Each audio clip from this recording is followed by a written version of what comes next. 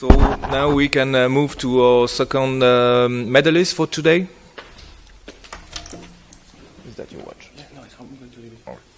So Didier, I welcome you on stage. I'm looking forward for your presentation.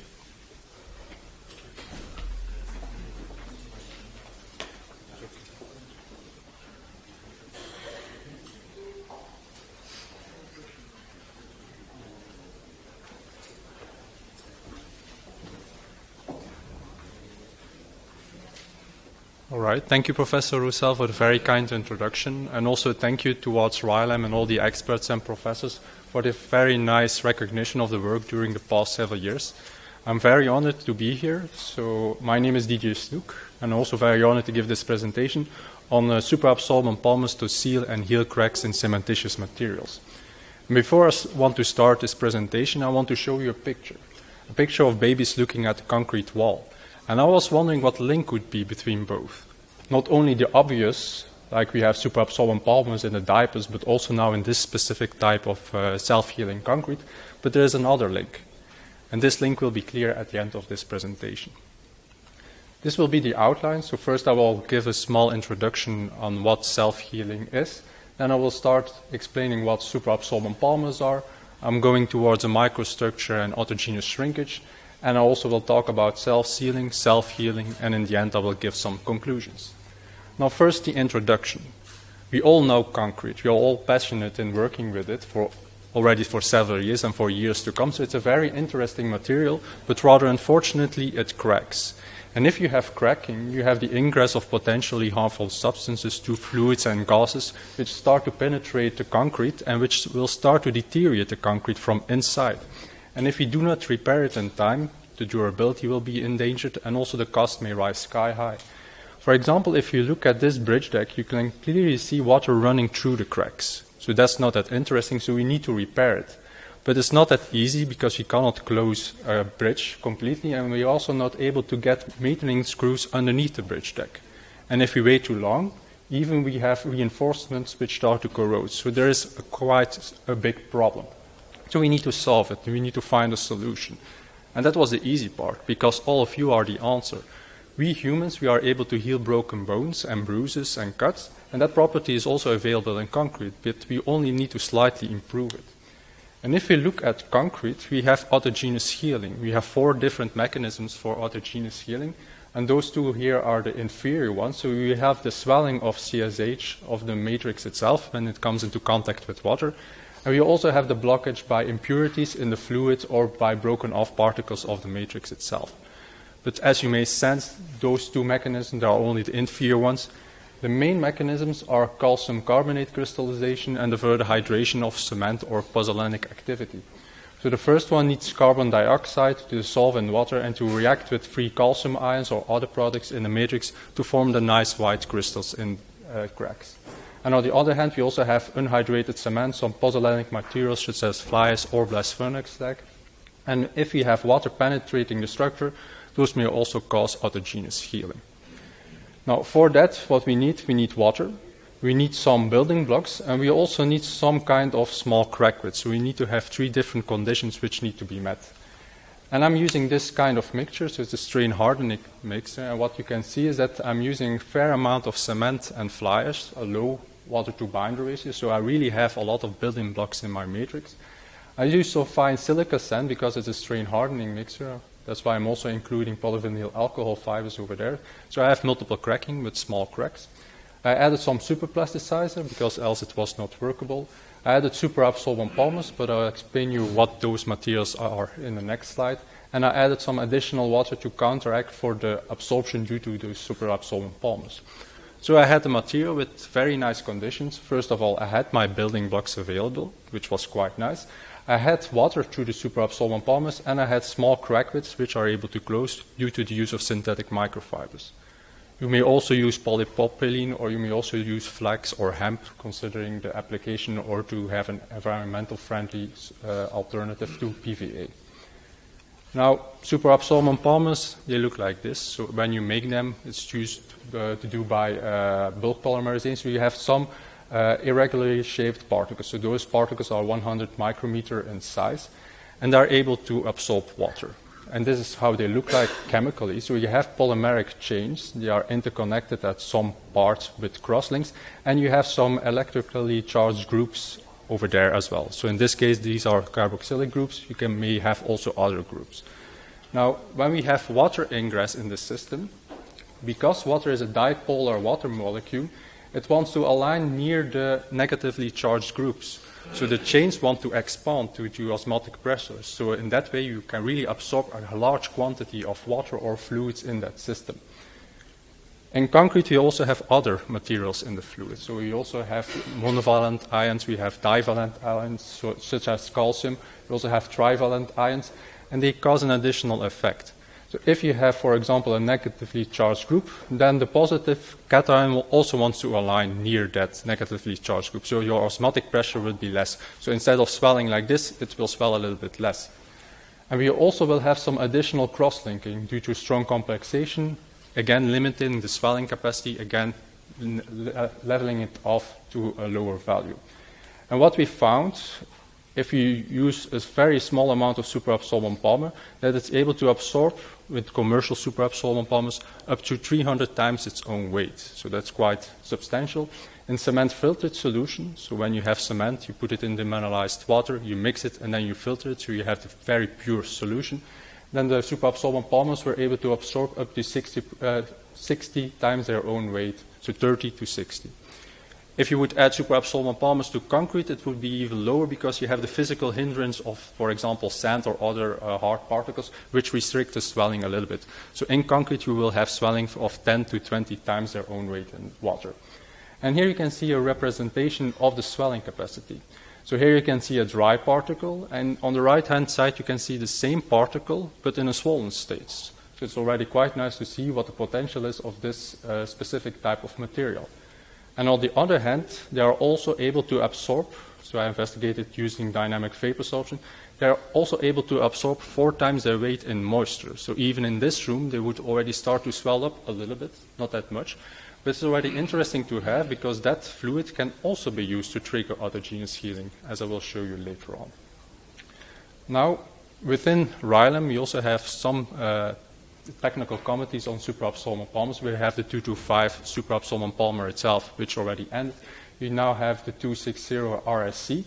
And in that one, within one working group, we tested different testing techniques to study the absorption capacity. So we studied the debag method and we studied the filtration method.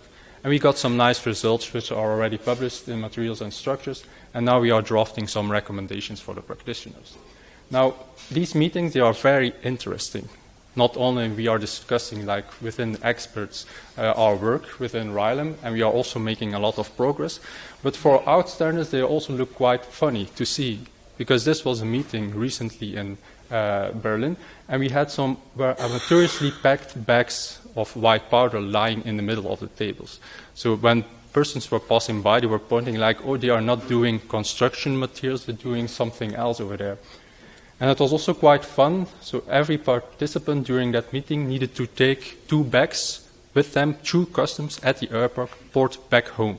So it was quite fun to arrive there and to look at the custom officer.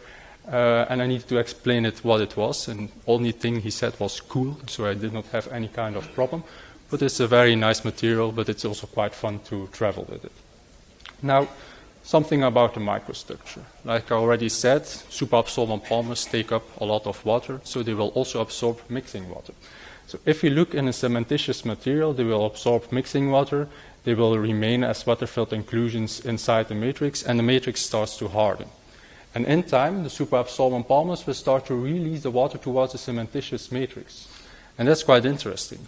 For example, if you have a system with a very low water binder ratio, then you will have shrinkage cracking because you have self-desiccation, you also have high capillary pressures. But with the superabsorbent polymers and the release of stored water, you have internal curing, so you will have less autogenous shrinkage, which was already good, and that's why the superabsorbent polymers were already applied in construction materials. And in the end, if you look at the hardened concrete, we will have some big macropores with the dry superabsorbent polymer waiting to get again into contact with water. Now, for that I went to Denmark to study the autogenous shrinkage capacity. So I went to the group of Professor Ole Jensen, and when I arrived, I was quite happy to be there, and I noticed that everything was happy. Even the power sockets were quite happy. So it was a very nice experience to go there abroad for a research day to really study the effect on autogenous shrinkage. And I was also quite and warmly welcomed by Professor Jensen himself. And these are the results. So if we look at this graph, it's just time, and here you can see the deformation. And if you look at the reference system with a water to cement ratio of 0.3, then what we noticed was we had some shrinkage if we put the mixture in corrugated tubes and if you measure the length change. So we had a lot of shrinkage. And if we add superabsorbent polymers, it was quite interesting to see that the shrinkage was completely mitigated. So we added the amount of superabsorbent polymers based on the Powers and Brownyard model, and we even got a little bit of expansion due to product formation. But what was nicely seen was that there was no shrinkage anymore in cement-based. And we also found the same results if you look at fly ash systems and blast furnace slag systems. So this was quite interesting. But that made me wondering about how this happens, when the water got released and how much it got released. So I again went on a research day, but now a little bit closer. I went to the Netherlands. And when I was talking in the Netherlands, well, we always joke with one another. It's a positive side of our two countries. And this was the border at that time. So when I was driving to the Netherlands, I suddenly realized at this point that my radio was playing in my car. Because here you can see the road near the border. It was quite damaged due to freeze-thawing. Perhaps you also have it today here in Spain because of this quite exceptional snowy day. But in Belgium we had a lot of problems with pitting. And then when you cross the border, the roads were quite nice because they were recently put over there. So it was nice to have. And the Dutch people always said that we were the best with three-dimensional roadworks because we have a lot of pitting. Now, when I was there, I wanted to study, again, the autogenous shrinkage, but in another way, by means of nuclear magnetic resonance, so NMR testing. And within their setup at the Technical University of Eindhoven, the group of Leo Pell, we noticed some different water states in the system. So we had different peaks with free water of hydrating cement. We also had peaks of superabsorbent polymer water because the peaks, the relaxation times were different. So we could study both peaks. And we could study them relative to one another. So this is the graph where you have the signal fraction of superabsorbent polymer water. Here you have the signal fraction of free water.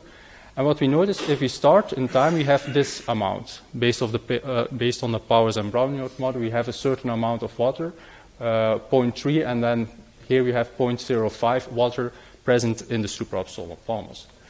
And when the material was hardening, the water disappeared, so it got used for hydration. And in time, what we found that first the internal curing water and the free water were consumed as if it was following the Powers and Brownyard model, so the solid line. At some time when we have final setting, suddenly the free water was used, and when at certain point also the internal curing water was released. And in that way we were able to see when the water released itself. Now, if we also studied different superabsorbent polymers, a bad one which was not releasing its water, so the curve went downwards, which is not that interesting because we will still have the same problem of shrinkage because the superabsorbent polymer will retain the water. And we also have some polymers which release the water quite quickly, and we got a graph which went upwards and then the free water got used. But that was also not that interesting because in that way you would have a system with a higher water to cement ratio. So that was one part of the study.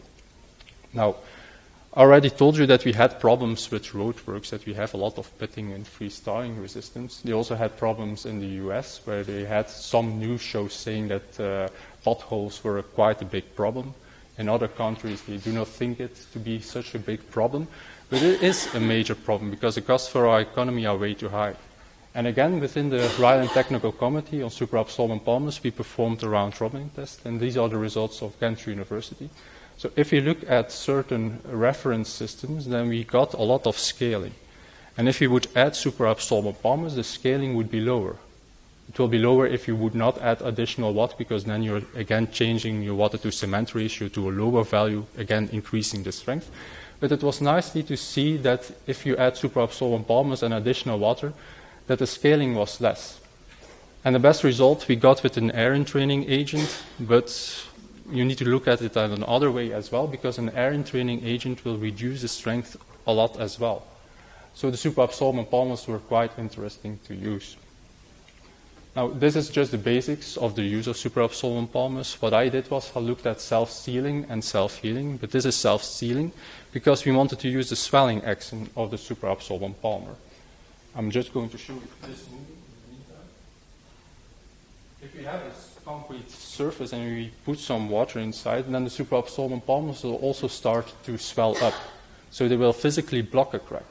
And if we would then perform a small permeability test with the cracked reference sample on the left hand side and the same crack over here, but in a specimen with superabsorbent polymers, and if we add some water, then the water is running through the reference system, and not as much, here you can see a small drop already, but not as fast through the superabsorbent polymer specimen, because they're really physically blocking the crack, so you get a self-sealing concrete. We also study it by means of neutron radiography, where again you have a specimen, small one, 1 centimeter in diameter, cracked reference sample, and if you impose a water head, then the water clearly runs through the specimen.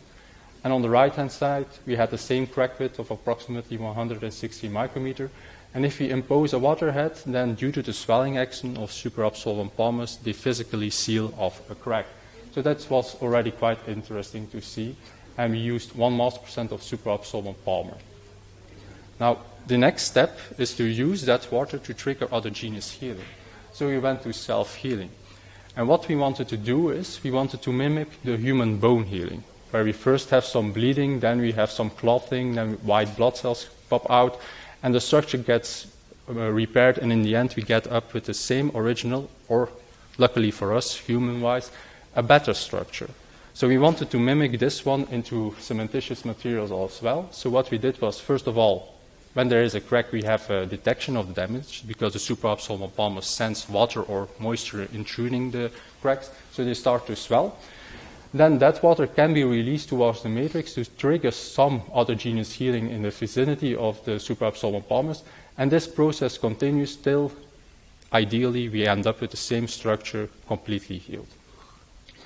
Now, what we did was we performed some 4-point bending tests because we have a strain hardening mixture. Then we put it in 3 different healing conditions, one with water and standard laboratory conditions for 28 days. Then also one for 28 days just in a high relative humidity condition. And then as if we put it in this room at a relative humidity condition of 60%. And after 20 days of healing, we retested them with 4-point bending to see whether or not there was some regain in mechanical properties. And in the meantime, we performed some microscopic analysis. So like I already told you, I'm using polyvinyl alcohol fibers, so it's a very nice mixture. It's very ductile. It's also made by the group of Professor Lee in Michigan. But instead of one big crack, which is unhealable, we have small multiple cracks, which are healable. And this is quite interesting because in that way you can really heal the specimen.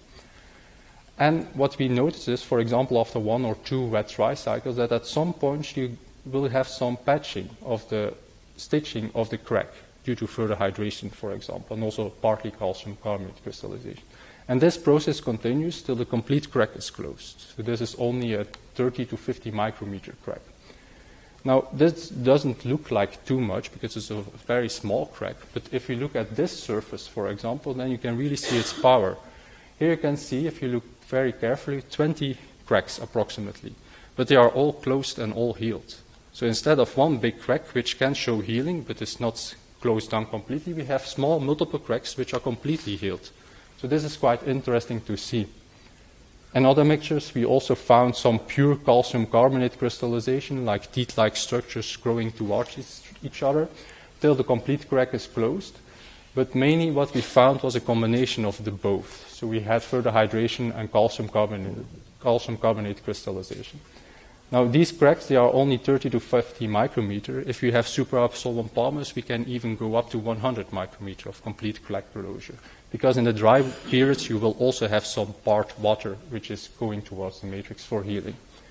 And this is something you can see over here. So this was approximately 130 crack.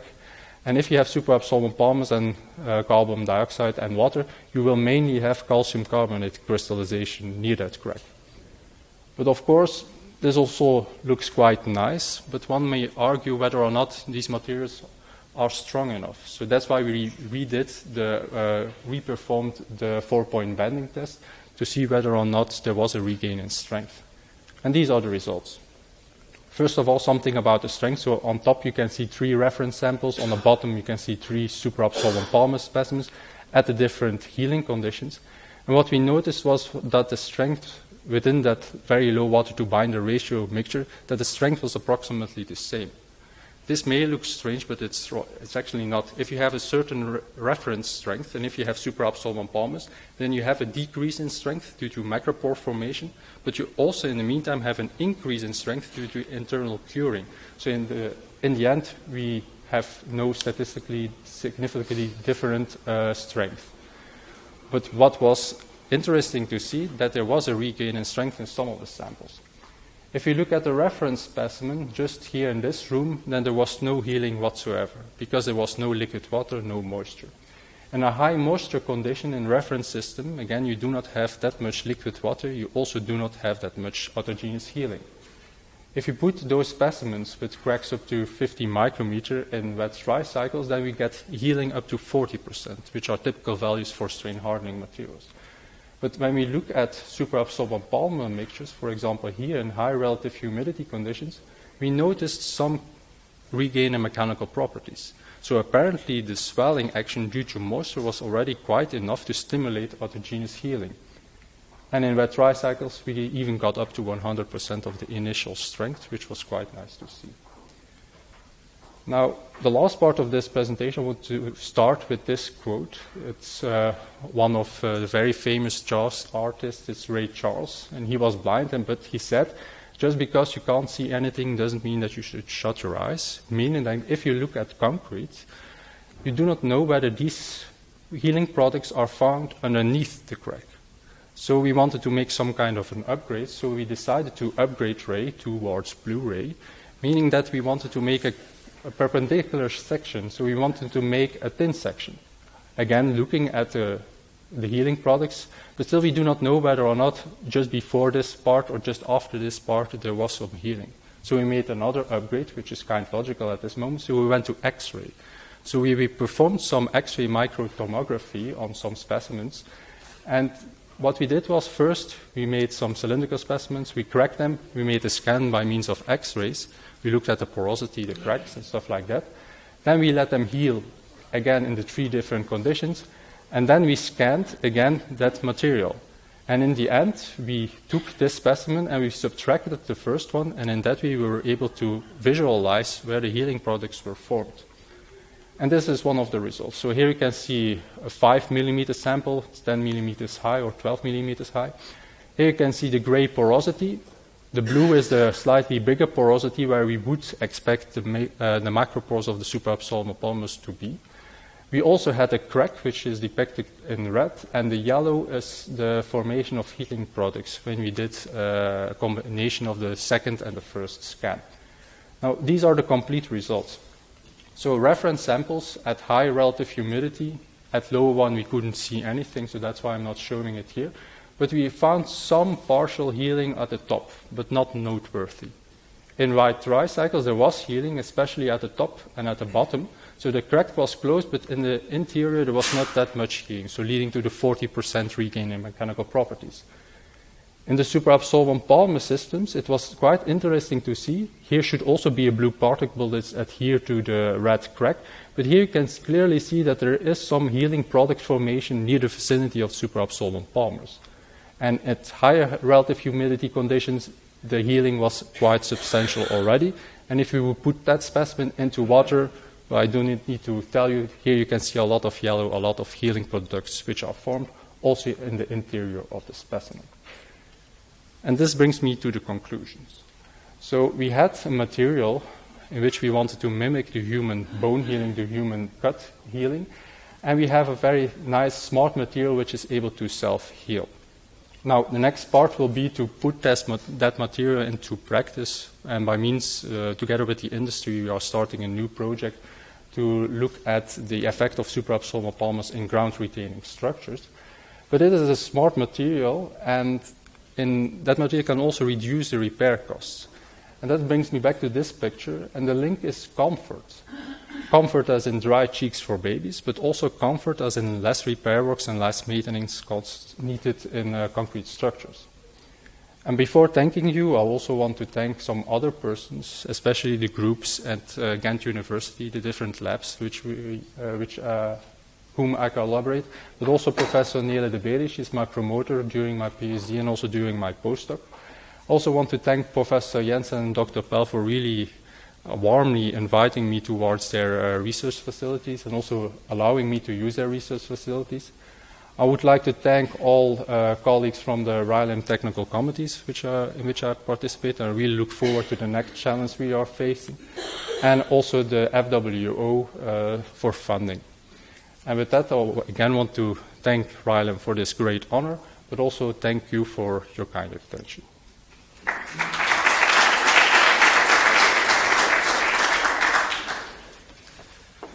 Thank you very much, Didier. It was a very nice presentation, very beautiful pictures for the X-ray microtomography. Very impressive. We have time for one question. Do we have one question? Yes? What about the durability of this self-healing effect? I mean, is it still effective 10 years later or 20 years later? The superabsorbent polymers themselves, some of them degrade, but we want to use a superabsorbent polymer which does not degrade in time. So what we did was, if you look at commercial superabsorbent polymers, I'm already testing them for 10 years, and I did not have any kind of problem. So they are still swelling, they are still releasing the water, and we will have some healing. Not as much healing as in the beginning, because in the beginning you will have more building blocks, but now what we found after 4 years of testing, we still had the ability to completely close down cracks, which was quite nice, and in that way you will also increase the durability. It takes some time to heal the cracks as well, so it would take 3 to 5 wet-dry cycles. So in that way you also will increase the durability, because after 5 days, for example, your crack will be closed. And if it's physically closed, then you would also not have the ingress of those harmful substances, and in that way you will again increase the durability. So it's quite promising material to use, in my opinion. Yeah, often like 50 years or even 100 years for the tunnels. Yeah. Then we need to wait another 40 or 90 years to really have those results. But we can try modeling it, for example, and that's some work we are going to do together with the Technical University of Delft, for example. They are working on modeling, so it would also be quite nice to see that progress, and in that way we could make statements about the durability within 100 or 1,000 years. Great. So thank you very much, Didier. I think you fully deserve this medal. So we're going to look at the camera and we're going to this.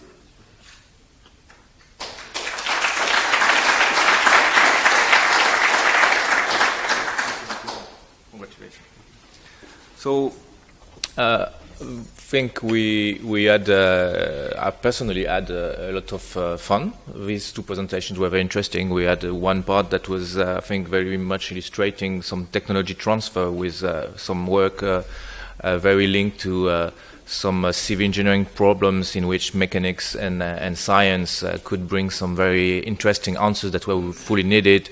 And then a presentation that seems a bit like more microstructural with some future smart materials. So I think it was very interesting. I thank you all for your attention, and one more time congratulate these two researchers for their work, and I think we made a very good selection this year. So congratulations.